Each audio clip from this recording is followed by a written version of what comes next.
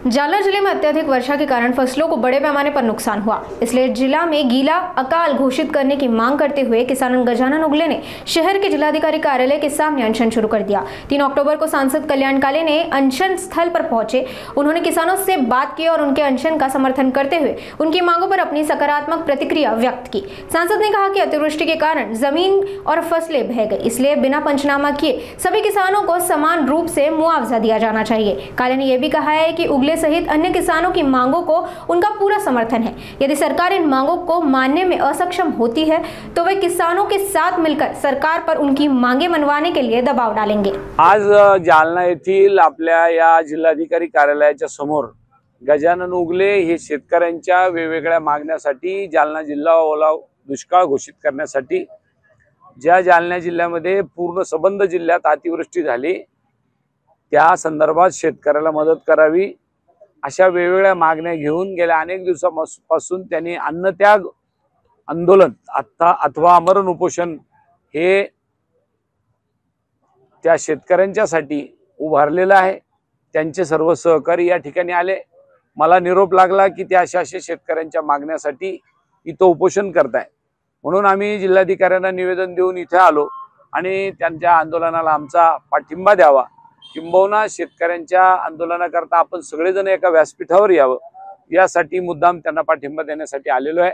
मी त्यांच्या मागण्याच्या बाबतीत एवढंच म्हणेल की सरकारने पंचनामे करावे, जिथं पीक शिल्लक उरलं नाही तिथं कशाचे पंचनामे करावे, किंवा जमीन खरडून गेली मातीच राहिली नाही तर तिथं काय उगून येईल म्हणून तुम्ही पंचनामे करायला घेताय।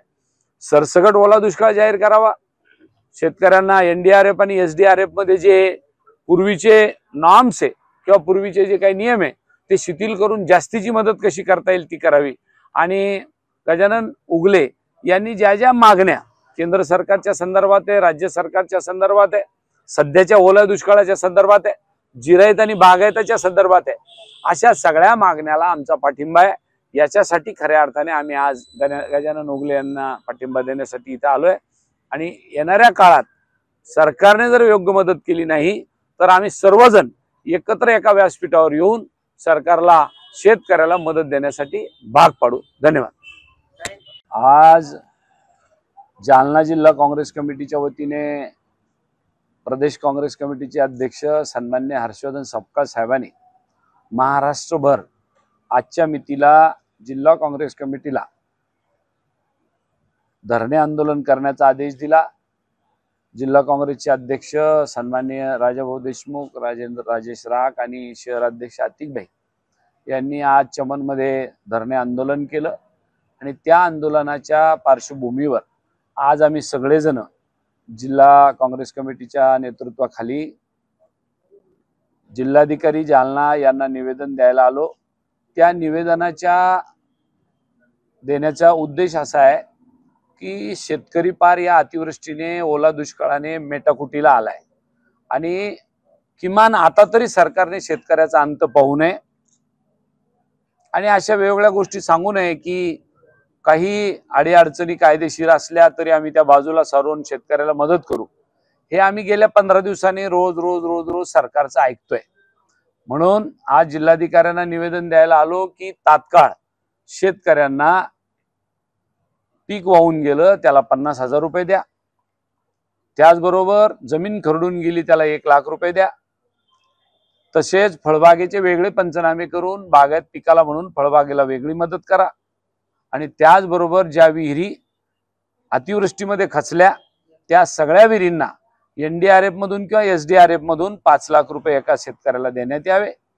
अशा पद्धतीच्या मागण्या तर केल्याच, पण त्याचबरोबर शेतकरी या अतिवृष्टीने आणि ओला दुष्काळाने पार त्याचं कंबरड मोडलंय, त्याला जर ताट पाण्याने परत एकदा आपल्याला उभं करायचं असेल तर राज्यभर शेतकऱ्यांची कर्जमाफी करावी अशा प्रकारचे निवेदन माननीय जिल्हाधिकाऱ्याला आम्ही सर्व काँग्रेस जनांनी आज या ठिकाणी दिलंय आणि सांगितलंय 8 दिवसाच्या आत सरकारने तात्काळ मदत जाहीर करावी, शेतकऱ्याच्या खात्यात ती मदत टाकावी, त्याचा फार अभ्यास करत बसू नये, त्याचा किस पाडू नये आणि जर याच पद्धतीने अजून वेळ काढूपणाचं धोरण जर सरकारने केलं तर आम्ही निश्चितपणाने रस्त्यावर उतरू आणि एक मोठा मोर्चा जालन्याला काढू। धन्यवाद।